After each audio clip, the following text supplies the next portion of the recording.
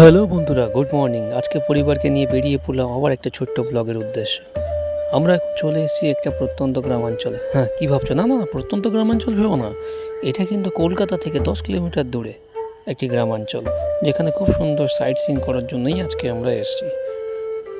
দেখো, চারিদিকে সবুজে ভরা, রাস্তাও ফাঁকা, চারিদিকে মাঠের মধ্যে বিভিন্ন গরু ছাগল চড়ছে এবং জনবসতি খুবই কম।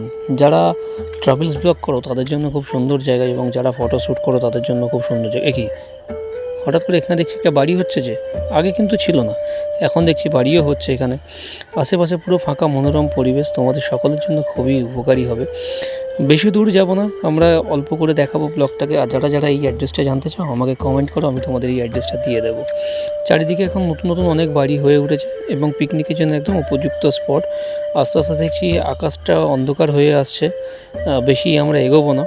এবার আস্তে আস্তে আমরা ফেরার চেষ্টা করব বাড়ির দিকে। এই দেখো, রাস্তার সাইডে একটা হালকা একটা ক্যানেল আছে, দেখেছো মাটির মধ্যে গাছ কেটে পড়ে রাখা আছে। এরপরে আমরা ফিরে যাব আস্তে আস্তে। আকাশটা অন্ধকার হয়ে এসছে, দেখো তোমরা বুঝতেই পারছো কীরকম অন্ধকার। আরে বাবা, বিদ্যুৎ চমকাচ্ছে, এখনই তো বাড়ি চলে যেতে হবে। বেশিক্ষণ ওয়েট করবো না ভাই, বাড়ি যাবো, তারপরে আস্তে আস্তে বাড়ির দিকে রওনা দেবো। বাড়ির দিকে আসার পথে দেখলাম রাস্তায় কতগুলো গরু চড়ছে, খুব সুন্দর। এখানে দেখো মন্দিরে একটা পুজো হচ্ছে, বাহ খুব সুন্দর লাগলো দেখে। এখানে আজকে শনি মন্দিরে পুজো হচ্ছে, এখানে এই দেখো অনেকগুলো গরু বসে আছে। Bye bye.